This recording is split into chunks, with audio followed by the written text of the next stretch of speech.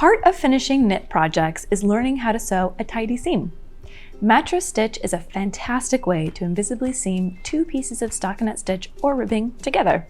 Hi, I'm Hannah from knitting.com, and I'll be showing you how to use the mattress stitch to close a vertical seam between two stockinette stitch pieces.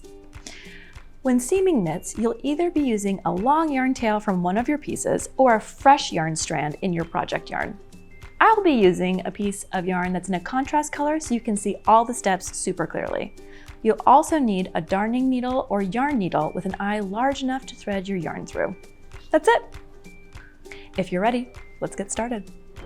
All right, so we've got two swatches here that we're going to seam together vertically using the mattress stitch. The way the mattress stitch works is you are finding the edge stitch on both pieces and pulling the stitches apart. You'll be able to see a little bar connecting them. It's called a ladder or a bar. And we'll be weaving the knitting needle or the darning needle up underneath, one from one side and then one from the other side on the same stitch. You're kind of lining your rows up and trying to match them as much as possible. And that keeps it as invisible as possible. All right, if we're ready to get started, I have a length of yarn here. It's in a contrast color, which makes it easy to see. You would probably use the same yarn that your project is knit in, so it's totally invisible or more invisible than what I'm gonna do today. This is more just to make it very clear to see. The other thing you wanna think about is I like to leave about 1.5 times the length of the seam in yarn used to sew something up because it takes more yarn than the seam length. So it's always good to leave a little extra and trim off anything extra. Otherwise, if you run out, it's a little bit sad and a little bit harder to do. The first step is to find the first row in both pieces.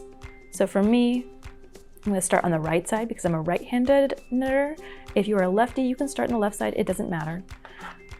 So in this case, I'm going to find the first stitch and pull those two stitches apart. And I can see there's a little bit of a ladder right here. I'm going to put my darning needle underneath it and pull it through. All right. And then on this side, I'm going to go and find the corresponding first row and the bar between there. So for me, that is right here. You can see that little bar. I'm going to pull those two stitches apart. We're going to thread the needle up and under that bar. Pull through. And that's what you're going to do all the way up. So I like to leave mine loose, the first going up, and then I pull them together towards the end. You can also pull it more snugly together as you go. That's just a matter of preference. So we'll find the second bar and we will go through that one with the darning needle all the way through, pull it through. And then on this side, find the next bar as well, go underneath it and pull it through. And there's one thing you want to keep in mind as you're going, is you're always inserting your darning needle through an empty space rather than going through a piece of yarn. So you don't want to pierce a yarn strand. You don't want to go through one. You want to go up and under it, through a hole to another hole. If you pierce the yarn, you are creating a weak spot in your fabric, which you don't really want to do.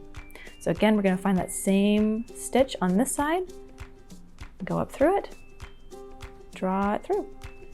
You're going to keep going all the way until you get to the top. And then I will show you what it looks like to pull things taut. Actually, I'll just show you now. So instead of working all the way to the top, I will stop right here and show you what it looks like to cinch your yarn tight and cinch it tight from the bottom. And you want to just do that periodically rather than waiting all the way till the end, because if you wait to the end, you're pulling on a long length of yarn that might stretch your fabric out a little bit more than you'd like.